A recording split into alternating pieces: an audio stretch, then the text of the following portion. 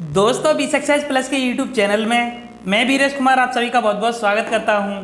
दोस्तों हिंदी की सीरीज में हम बहुत दिनों से टॉपिक पढ़ते आ रहे हैं। दोस्तों वर्णमाला का टॉपिक पढ़ा हमने, वर्तनी से संबंधित हमने टॉपिक देखा, उसके बाद में हमने विराम चिन्ह से संबंधित टॉपिक देखा। तो दोस्तों टॉपिक पढ़ते पढ़ते भी कभी कभी ऐसा लगता है कि पढ़ते पढ़ते बोर होने लग जाते हैं। तो चलिए आज जांचते हैं खुद को, वर्तनी में आपने क्या पढ़ा था, क्या सीखा था। तो चलिए वर्तनी शुद्धि से संबंधित शुद्ध अशुद्ध शब्दों को देखते हैं और बहुत अच्छे अच्छे प्रश्नों को मैंने इसमें शामिल किया है। तो चलिए अभी जांचते हैं और प्रैक्टिस सेट करते हैं वर्तनी शुद्धि से संबंधित। ठीक है दोस्तों, तो आप पढ़ चुके होंगे आई होप। जो भी व्यक्ति नए आए हैं चैनल पर तो डिस्क्रिप्शन में आपको लिंक दे दी गई है, आप वहाँ से वर्तनी शुद्धि का जो टॉपिक हमने कंप्लीट किया था वो मैंने वहाँ पर लिंक दे दी है। तो प्लीज़ दोस्तों वहाँ से जाकर आप अवश्य देखें। दोस्तों टॉपिक में हमने वर्तनी शुद्धि से संबंधित उन्हीं शब्दों को शामिल किया था जो विगत परीक्षाओं में पूछी गई थी और आगामी परीक्षाओं में पूछे जाने के संभावना है। ठीक है दोस्तों, तो चलिए शुरू करते हैं दोस्तों। तो दोस्तों पहला है हमारा कि निम्नलिखित में से शुद्ध वर्तनी का चयन कीजिए। तो बताइए पहला क्या है राइट आंसर? उन्नति, उन्नति, चारों उन्नति ही हैं। तो इनमें जो हमारी शुद्ध वर्तनी है वह क्या है? तो बताइए कौन सी है? तो दोस्तों अगर आपने अच्छे से टॉपिक पढ़ा होगा तो वहाँ पर मैंने आपको बहुत अच्छे तरीके से जो थे वर्तनी के जो शुद्ध अशुद्ध शब्द थे वो बताए थे कि किस तरीके से क्या होता है। ठीक है, तो देखिए अर्थ की दृष्टि से और अभी हमने यूज भी किया होगा ये उन्नति वाला जो शब्द है। तो बताइए कौन सा है इनमें? तो इसका जो राइट आंसर है वह है डी। ठीक है दोस्तों, तो चलिए बहुत अच्छे अच्छे प्रश्नों को इसमें शामिल किया गया है। तो वीडियो को अंत तक अवश्य देखना, ठीक है, क्योंकि हमारे लिए बहुत आवश्यक हो जाता है। पढ़ते पढ़ते तो हम जाने कितना सीख लेते हैं, लेकिन खुद को जांचने की जब बारी आती है तब पता चलता है कि हमने क्या सीखा था। ठीक है, और खुद को जांचना भी चाहिए दोस्तों। और जांचने का सबसे अच्छा तरीका जो है वह टॉपिक से रिलेटेड प्रैक्टिस सेट ही होता है, जो हम आपके लिए हमेशा लाते रहेंगे। ठीक है, जो भी टॉपिक हम पढ़ेंगे उसका प्रैक्टिस सेट आपके लिए अवश्य लाएंगे। तो चलिए आगे देखिए, यह रास्ता दुर्गम है, सावधानी से चलें। तो दोस्तों यहाँ पर जो एक ये हमें वाक्य दिया है कि यह रास्ता दुर्गम है, सावधानी से चलें। तो बताइए इसमें जो कह रहा है, जो ये शब्द दिया है दुर्गम, तो इसका सही शब्द हमें शुद्ध वर्तनी बतानी है। इनमें से कौन सी है? तो बताइए दोस्तों कौन सी है? पहला, दूसरा, तीसरा या चौथा? बताइए। तो दोस्तों इसकी जो शुद्ध वर्तनी है वह है ऑप्शन सी, दुर्गम। दुर्गम को इस तरीके से लिखा जाता है। ठीक है दोस्तों, तो चलिए और कमेंट बॉक्स में आप अवश्य बताएं आपके कितने प्रश्न सही जाते हैं। ठीक है, जिससे कि पता तो चले कि आपने टॉपिक से क्या सीखा था। तो चलिए आगे है, शुद्ध वर्तनी का चयन कीजिए। अन्वेषण, चारों अन्वेषण हैं, तो ABCD में से कौन सा अन्वेषण सही है? तो बताइए दोस्तों कौन सा सही लग रहा है आपको? तो आई होप आपने आंसर लगा लिया होगा। तो इसका जो राइट आंसर है वह है अन्वेषण। कौन सा? दोनों पे लग गया है, अन्वेषण है पहला। ठीक है दोस्तों, ये है हमारा A। तो A जो लिखा हुआ है अन्वेषण, इस तरीके से लिखा जाता है। ठीक है दोस्तों, चलिए आगे देखते हैं। शुद्ध वर्तनी का चयन कीजिए। जानवी, बहुत अच्छे तरीके से मैंने वहाँ पे जब टॉपिक कराया था तो बताया था जानवी कैसे लिखा जाता है, बताया था वहाँ पर जानवी को। ठीक है, तो शायद आपको याद होगा, अगर जिन्होंने भी टॉपिक को देखा है अच्छे से वीडियो को तो उन्हें पता होगा। तो बताइए इनमें से कौन सा है? जानवी कैसे लिखा जाएगा? तो जानवी लिखा जाता है दोस्तों, ये है हमारा राइट आंसर। जानवी इस तरीके से लिखा जाता है। ठीक है, अगर क्वेश्चन में कभी कभी क्या होता है ऑप्शन में इस तरीके से भी दे दिया जाता है कि ऐसे जानवी, तो दोस्तों बहुत कन्फ्यूजन होती है, बहुत सारे स्टूडेंट इसी को लगा के आ जाते हैं। ठीक है, तो याद रखना आधा न नहीं होता है ह पर, आधा ह होता है न पर। ठीक है, ह के अंडर में न लगता है इस तरीके से। ठीक है दोस्तों, चलिए शुद्ध वर्तनी का चयन कीजिए। अधोपतन, अधिपतन, अधपतन, आधपतन, तो क्या है इसका राइट आंसर? तो बताइए, यह भी मैंने कराया था तो पता होगा शायद आपको, तो लगा लिया होगा आपने आंसर। तो दोस्तों इसका जो राइट आंसर है वह है अधपतन। ठीक है, अधपतन इस तरीके से लिखा जाता है, इसमें विसर्ग का प्रयोग किया जाता है, न कि इस तरीके से जो ए वाला है। बहुत सारे स्टूडेंट ए वाले को ही लगा देंगे अधोपतन, अधोपतन नहीं होता, अधपतन इस तरीके से लिखा जाता है। ठीक है, तो चलिए आगे है शुद्ध वर्तनी का चयन कीजिए। तो सृष्टि कैसे लिखा जाता है दोस्तों, तो बताइए सृष्टि कैसे लिखा जाएगा, तो क्या है इसका राइट आंसर। तो दोस्तों सृष्टि लिखा जाएगा कैसे, कौन सा है इसका राइट आंसर, यही है ना, हाँ सृष्टि लिखा जाता है ऐसे। ठीक है, सृष्टि लिखा जाता है ऐसे, इस तरीके से सृष्टि लिखा जाएगा। तो ठीक है दोस्तों, क्लियर है। चलिए शुद्ध वर्तनी का चयन कीजिए, तो बताइए क्या है इसका राइट आंसर। शुद्ध वर्तनी कृपा, कृपा कैसे लिखी जाती है, तो कृपा लिखी जाती है ऐसे। ठीक है ना, तो ये तो आपको पता होगा, सिंपल है। आगे देखते हैं, शुद्ध वर्तनी का चयन कीजिए। अब इसमें बताना है तहसीलदार, तहसीलदार किस तरीके से लिखा जाता है, तो बताइए तहसीलदार, तो क्या है इसका राइट आंसर। तो दोस्तों आपने शायद पता होगा, तहसील लिखा होगा, तो तहसील इस तरीके से लिखा जाता है, तहसील इस तरीके से लिखा जाता है। तो तहसील में दार लगा दो तो वही हो गया हमारा, देखिए पहला हो गया तहसीलदार। ठीक है दोस्तों, प्रैक्टिस सेट करने से क्या होता है, जब हम प्रैक्टिस सेट करते हैं तो कुछ जो शब्द होते हैं जो हम, जैसे कुछ कोई भी क्वेश्चन हो जो हम नहीं पढ़ पाए होते हैं टॉपिक में, तो हमारा प्रैक्टिस सेट से क्लियर हो जाता है। तो अवश्य लगाना चाहिए, ज़्यादा इतना समय नहीं लगता है प्रैक्टिस सेट करने में, और प्रैक्टिस सेट एक अहम भूमिका निभाता है। ठीक है, यही हमारी स्ट्रेटजी होनी चाहिए। मैं बार बार यही कहता हूँ, कोई भी टॉपिक आप पढ़ें, किसी भी सब्जेक्ट का हो चाहे, ठीक है, उसे पढ़ने के बाद में उस टॉपिक से रिलेटेड जितने भी क्वेश्चन आपको मिलें उन्हें आप सॉल्व अवश्य करें। ठीक है, चलिए अब बताइए 9वां क्वेश्चन है, शुद्ध वर्तनी का चयन कीजिए। अपकृति या अपकीर्ति, अपकीर्ति कैसे लिखा जाता है, बताइए क्या है इसका राइट आंसर। तो दोस्तों बताइए, लगा लिया होगा आपने, तो अपकीर्ति लिखा जाता है इस तरीके से। ठीक है, तो बी है इसका राइट आंसर, अपकीर्ति लिखा जाता है ऐसे। तो आगे देखिए 10वां क्वेश्चन है, बहुत सारे क्वेश्चन हैं दोस्तों, हमने यहाँ पर बहुत सारे शब्दों को लिया है जिससे कि आपको सब क्लियर हो जाए। ठीक है, तो चलिए आगे शुद्ध वर्तनी का चयन कीजिए। तो बताइए इसमें शुद्ध वर्तनी कौन सी है, छ छ छः, कौन सा है, हम बोलते हैं ना छः, है ना, तो यही होगा ना शुद्ध।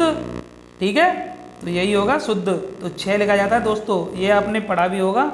ठीक है, ये नहीं होता छः, तो हम कहते हैं, जैसे हम कहते हैं ना 6 5 6 7 8, तो ऐसे बोलते हैं ना, तो ये बोलने में यूज किया जाता है 6, तो बोलने में तो हम टूटा फूटा तो बोलते हैं वैसे भी। चलिए आगे देखिए, अब 11वां है, इसमें शुद्ध वर्तनी बतानी है हमें। तो क्या है इसका, तरुण, तरुण, तरुण, तो इसका राइट आंसर बताइए आप क्या होगा। तो इसका जो राइट आंसर है वह है तरुण।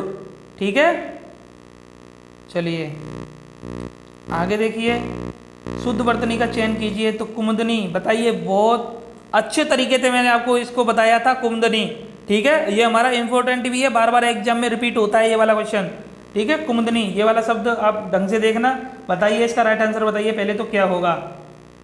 तो इसका जो राइट आंसर होगा क्या होगा, कुमुदिनी। तो मैंने बताया था द पर छोटी ई की मात्रा आती है, कुमुदिनी। ठीक है, बड़ा कन्फ्यूजन होता है दोस्तों, ऐसे जो शब्द आ जाते हैं तो कन्फ्यूजन, जब पेपर हार्ड बनता है तो इसी तरीके के शब्दों को शामिल किया जाता है। ठीक है, चलिए आगे देखिए, आगे है शुद्ध वर्तनी का चयन कीजिए। बर्तन, तो बर्तन में मैंने बताया था किस तरीके से लिखा जाता है, बर्तन कैसे लिखाया जाता है। हाँ देखिए सभी ऑप्शन ना, चलो इसको छोड़ दीजिए, इसको तो आप कैंसिल कर दोगे, लेकिन ये वाले जो तीनों हैं, तो इन तीनों में बहुत कन्फ्यूजन होगा लगाने में, जिन्होंने ठीक से पढ़ा होगा वही लगा सकते हैं इसे। तो बताइए कौन सा इसका राइट आंसर है। तो इसका जो राइट आंसर है वह है बर्तन। ठीक है, बर्तन, न कि ये वाला बर्तन। ठीक है दोस्तों, चलिए आगे शुद्ध वर्तनी का चयन कीजिए। तो इसमें शुद्ध वर्तनी बतानी है हमें। प्रतिष्ठा, तो प्रतिष्ठा तो सब आप जानते हो किस तरीके से लिखा जाता है, ऐसे लिखा जाता है, ये तो सिंपल है हमारा।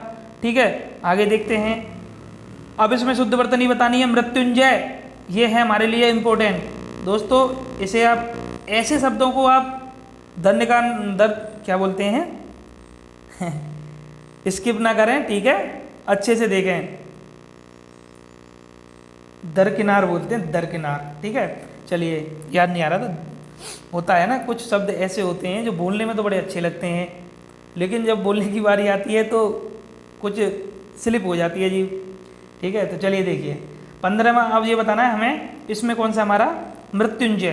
तो मृत्युंजय जो दोस्तों इसमें है हमारा राइट आंसर, तो वह है कौन सा, तो मृत्युंजय लिखा जाता है ऐसे, न कि ऐसे। दोस्तों बिंदी मात्र से ही आपका शब्द गलत हो जाता है, ठीक है, तो बिंदी का भी आप ध्यान रखें। अब देखिए, अब इसमें और इसमें क्या अंतर क्या है, केवल एक बिंदी का ही है, ठीक है, तो याद रखना इसको। आगे देखिए अस्पृश्यता, ये भी इम्पोर्टेंट है दोस्तों। तो चलिए बताइए अस्पृश्यता कैसे लिखा जाता है, तो क्या है इसका राइट आंसर, तो दोस्तों अस्पृश्यता लिखा जाता है ऐसे, आर्टिकल 17 अस्पृश्यता का अंत, ठीक है, पॉलिटी में पढ़ा होगा।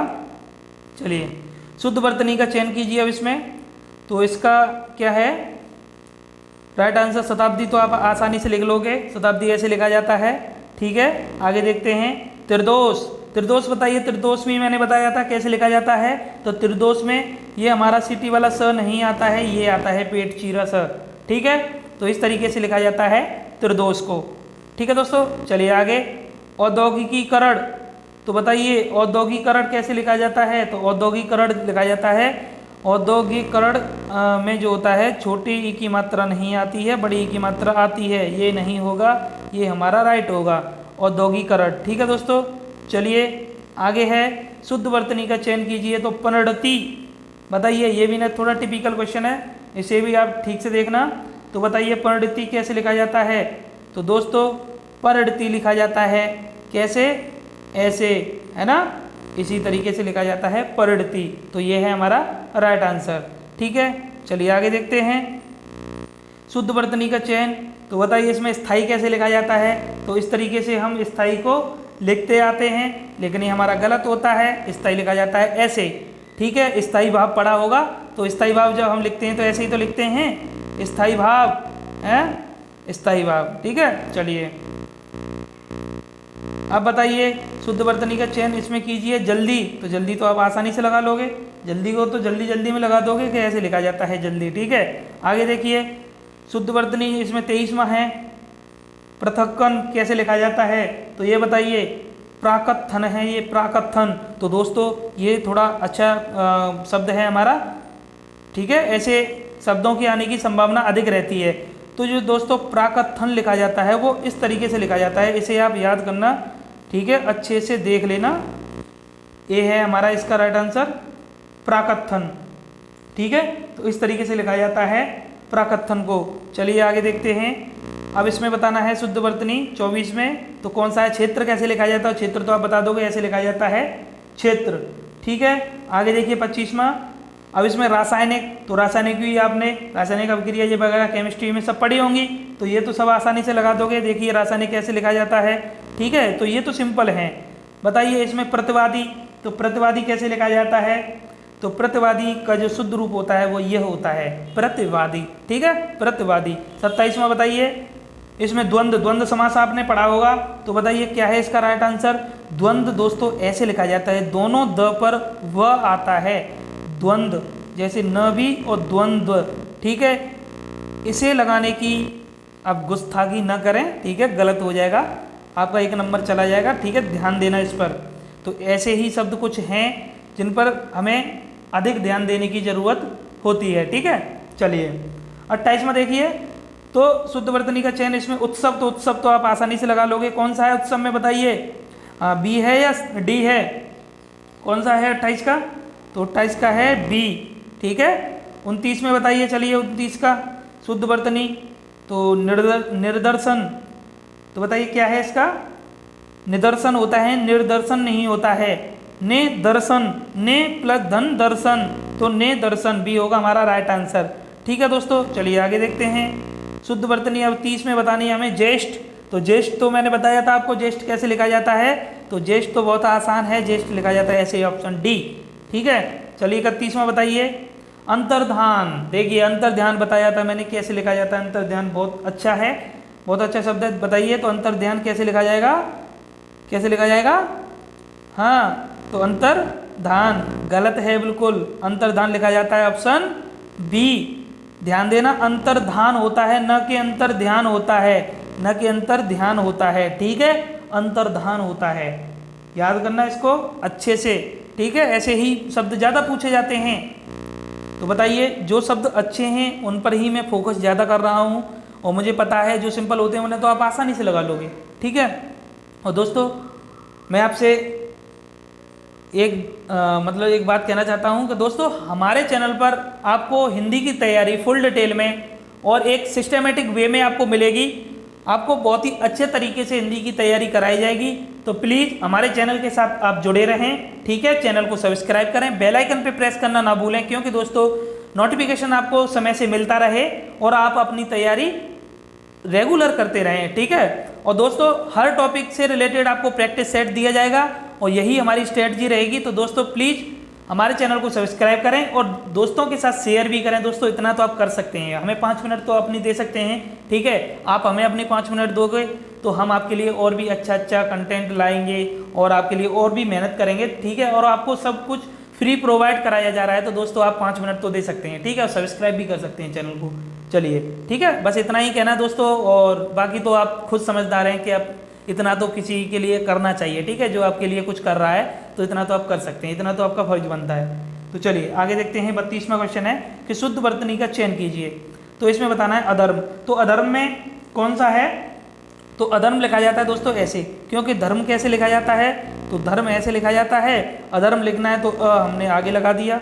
ठीक है, तो अधर्म हो गया इस तरीके से। 33वां है, इसमें बताना है अनुक्रम। तो अनुक्रम कैसे लिखा जाता है? तो बताइए दोस्तों 33 का राइट आंसर। तो दोस्तों आपने क्रम लिखा होगा। दोस्तों आप इसी तरीके से आप थोड़ा जैसे कोई बड़ा शब्द आए तो उसमें से देखा करो कि ये किसी का कोई मतलब संधि तो नहीं है, मतलब संधि विच्छेद करके उसे देखा करो कि हमने इसमें कुछ कैसे लिखा है। कोई भी शब्द होगा, ठीक है, तो क्रम लिखा है तो क्रम हमने ऐसे लिखा है। ठीक है, तो क्रम ये हो गया ना, अनुक्रम। ठीक है, चलिए शुद्ध वर्तनी अब इसमें बतानी है ऋषि। तो ऋषि तो आप लगा लोगे, ये तो आप लिखते आ रहे हो बचपन से, ऐसे लिखा जाता है ऋषि। ठीक है, ये तो आसान है। चलिए आगे देखते हैं। आगे है 35वां, शुद्ध वर्तनी का चयन इसमें करना है दीर्घायु। तो दीर्घायु कैसे लिखा जाता है दोस्तों? ये तो दिख रहा है आपको, लगा लिया होगा आपने। तो ऐसे जब सिंपल आता है तो आप बड़ी जल्दी लगाते होंगे। ठीक है, बताइए कौन सा है? तो ए है इसका। ठीक है, और कमेंट बॉक्स में प्लीज़ दोस्तों आप अवश्य बताया करें कि आपकी कितने सही हैं। आप बताओगे हमें अच्छा लगता है। ठीक है, और हमें खुशी होती है कि हाँ आपकी तैयारी बहुत अच्छी चल रही है और आप हमारे चैनल से संतुष्ट हैं और हमारे चैनल पर जो कंटेंट आपको दिया जा रहा है वो आपको अच्छा लग रहा है। ठीक है दोस्तों, तो आप प्लीज़ बता दीजिए करिए। चलिए आगे देखिए 36वां देखिए। तो आ गया सबसे अधिक बार एग्जाम में आने वाला, एक ये और एक हमारा जो वो वाला है, कौन सा? अरे याद नहीं आ रहा, चलो मैं बताऊंगा। तो ये सबसे अधिक बार आता है एग्जाम में, बार बार पूछा जाता है श्रृंगार। तो बताइए इसका राइट आंसर कौन सा है? तो इसका राइट आंसर है ये वाला, है ना, क्योंकि इसी को हम आसानी से लगा के चले आते हैं और हमारा क्वेश्चन गलत हो जाता है। ठीक है, श्रृंगार ऐसे न लिखकर ऐसे लिखा जाता है। तो राइट आंसर है इसका बी, क्योंकि मैंने बार बार आपको बताया था कि श्रृंगार ऐसे लिखा जाता है, क्योंकि श्रृंगार में क्या होता है, एक तो आपके पास ऑप्शन ऐसा होगा, ठीक है, इस तरीके से, और एक में ऐसे दोनों मिक्स होंगे जैसे ये है, तो इसी को लगा के आ जाते हैं। लेकिन श्रृंगार में ये वाला र नहीं होता है, केवल यह होता है नीचे वाला। ठीक है, तो याद करना। ठीक है, इसको ठीक से देख लेना। चलिए अब आगे है ये शुद्ध वर्तनी बतानी है अध्येता या अध्येता। अध्येता कैसे लिखा जाता है बताइए? तो ये हमारे लिए नया है, तो इसका जो राइट आंसर है दोस्तों ये है ऑप्शन ए। ठीक है, अध्येता, अध्येता लिखा जाता है इस तरीके से। आगे देखिए 38 में कवियत्री में इसकी कह रहा था दोस्तों, कवियत्री जब याद नहीं आ रहा था। ठीक है, एक श्रृंगार, एक कवियत्री, एक हिरण्यकशिपु, ये बार बार एग्जाम में एक न एक इनमें से पूछा जाता है। ठीक है, बड़े ध्यान से देखना। अंतर्धान, ये भी हमारे लिए इम्पोर्टेंट है। ठीक है, तो चलिए अब इसमें बताइए कवियत्री कौन कैसे लिखा जाता है? बार बार आता है और सबको पता रहता है कि ये वाला जो शब्द है बार बार आता है, फिर भी इसको गलत करके आ जाते हैं स्टूडेंट। तो बताइए इसमें अब कौन सा है? अब बताइए, तो लगा लिया होगा आपने। तो इसका जो राइट आंसर है कौन सा है? कौन सा है? कवियत्री। ठीक है ना, तो ये हमारा राइट आंसर नहीं है। ठीक है, तो इसी को ज़्यादा लगाते हैं कवियत्री, क्योंकि अब जब पता रहता है ना कि कवि ऐसे लिखा जाता है तो कवियत्री। ठीक है, तो कवियत्री ऐसे नहीं लिखा जाता दोस्तों, कवियत्री ऐसे लिखा जाता है। इसकी आप गांठ बांध लीजिए। ठीक है, ये वाला सबसे अधिक बार पूछा जाता है, मैं बार बार कह रहा हूँ आपसे। ठीक है, चलिए आगे आगे देखिए, शुद्ध वर्तनी का चयन कीजिए। नक्षत्र, तो नक्षत्र तो आपने लगा लिया होगा, आसान है ये तो नक्षत्र ऐसे लिखा जाता है। आगे देखिए 40वां, शुद्ध वर्तनी का चयन कीजिए। शारीरिक, तो शारीरिक भी आप आसानी से लगा लेंगे, ऑप्शन ए है इसका राइट आंसर। ठीक है, चलिए आगे देखिए, निम्नलिखित में से कौन सा शब्द शुद्ध है? तो शुद्ध अधिशासी, तो बताइए अधिशासी, अधिशासी अधिकारी होता है, तो ये मैंने बताया था आपको अधिशासी भी। तो कैसे लिखा जाता है अधिशासी में दोस्तों? ये ऐसे लिखा जाता है, सब पहले सीटी वाला स आता है, बाद में सवाल वाला स आता है। ठीक है, तो इस तरीके से लिखा जाता है अधिशासी। तो ये देखिए चारों ऑप्शन, चारों मेल कर रहे हैं एक दूसरे से, बस सा का अंतर है ना, आगे पीछे कर दिया है। बड़ा कन्फ्यूजन होता है, बहुत अधिक संभावना रहती है गलत होने की ऐसे प्रश्नों की। ठीक है, तो याद करना इसको, अच्छे से देख लेना। चलिए आगे देखिए, वर्तनी की दृष्टि से कौन सा शब्द सही है? ज्योत्सना, ज्योत्सना भी मैंने आपको बताया था, ज्योत्सना में क्या होता है बताइए। तो दोस्तों क्या है इसका राइट आंसर? तो इसका जो राइट आंसर है तो वह है ज्योत्सना। दोस्तों ज्योत्सना ऐसे नहीं लिखा जाता है, ज्योत्सना इस तरीके से लिखा जाता है, ज्योत्सना है ना, आधा न आधा स आता है। तो दोस्तों एक बार इसको ना आप चेक कर लीजिए। ठीक है, मुझे कन्फ्यूजन हो रहा है इसमें, क्योंकि ज्योत्सना में आधा स भी आता है न पर, ज्योत्सना। ठीक है, एक बार देख लेना इसको। ठीक है, इसमें थोड़ा कन्फ्यूजन है, इसे आप जरूर देखना। और बाकी ऑप्शन पे डिपेंड करता है, अगर ऑप्शन में यही आएंगे तो हमारा यही होगा। ठीक है, ज्योत्सना। चलिए आगे है, वर्तनी की दृष्टि से कौन सा शब्द सही है? तो सन्यासी, बताइए कौन सा है? सन्यासी को भी मैंने बहुत अच्छे से बताया था कि सन्यासी में जो होता है ऐसे नहीं लिखा जाता है, सन्यासी में बिंदी आती है ऊपर। ठीक है, तो ऑप्शन ए हमारा राइट आंसर होगा। ठीक है, तो आगे देखिए, व्यवहारिक रूप से आपकी बात ठीक हो सकती है, तो इसमें देखिए हाईलाइट कर दिया गया है, बोल्ड अक्षरों में दिया है रेड कलर में, व्यवहारिक। तो इसका हमें बताना है शुद्ध वर्तनी क्या होगी। तो क्या होगी इसकी शुद्ध वर्तनी?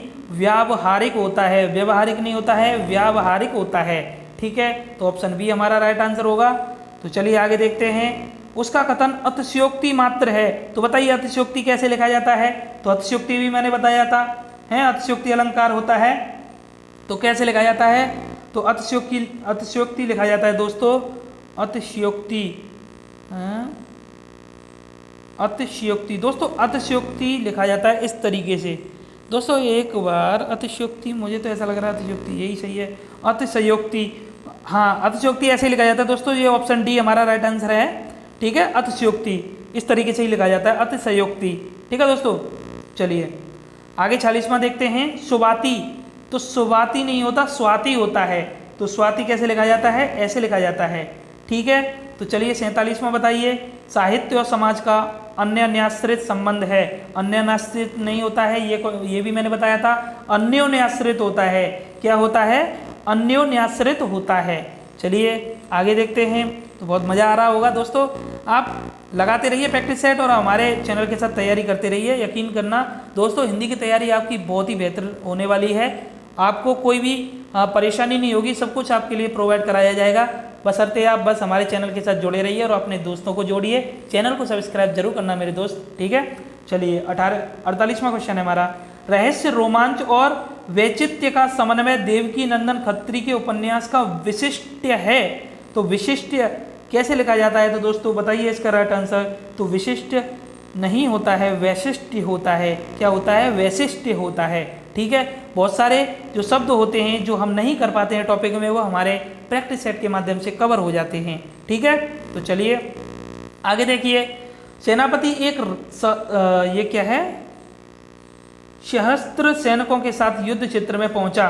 तो बताइए सहस्त्र कैसे लिखा जाता है? तो सहस्त्र में दोस्तों क्या होता है? इस तरीके से लिखा जाता है, सहस्त्र। ठीक है, कैसे लिखा जाता है? सहस्त्र इस तरीके से लिखा जाता है। चलिए आगे देखते हैं, परमात्मा ही समग्र ब्रह्मांड का रचयिता है। तो इसमें बोल्ड नहीं किया है शब्द को, तो रचयिता पूछा है, तो रचयिता को भी हमने कराया था, तो लिखा जाता है रचयिता को रचयिता। कैसे? ऑप्शन ए हमारा राइट है, रचयिता लिखा जाता है। ठीक है, चलिए आगे देखते हैं। तो आगे है उपर्युक्त। तो उपर्युक्त कैसे लिखा जाता है दोस्तों? उपर्युक्त पंक्तियाँ दिनकर की कविता से ली गई हैं, तो उपर्युक्त नहीं होता, तो उपर्युक्त होता है। कैसे होता है? उपर्युक्त ऐसे लिखा जाता है। कभी कभी ज़्यादातर स्टूडेंट इसी को लगा के आ जाते हैं, उपरोक्त। उपरोक्त शब्दों का आंसर दीजिए, इस तरीके से आता है ना किताबों में, तो उपयुक्त होता है दोस्तों, ठीक है। चलिए अपराहण, तो अपराहण के बाद सूर्य अस्ताचलगामी होने लगता है, तो अपराहण नहीं होता, अपराहन होता है, ये भी मैंने आपको कराया था और बहुत ही अच्छा हमारा प्रश्न है ये भी शब्द पूछा जाता है दोस्तों एग्जाम में। तो अपराहन ऐसे लिखा जाता है, इसमें भी याद रखना इस तरीके से आता है, ठीक है। चलिए मनुष्य को परामुखापेक्षी नहीं बनना चाहिए, तो बताइए परामुखापेक्षी किस तरीके से लिखा जाएगा, तो क्या है इसका राइट आंसर।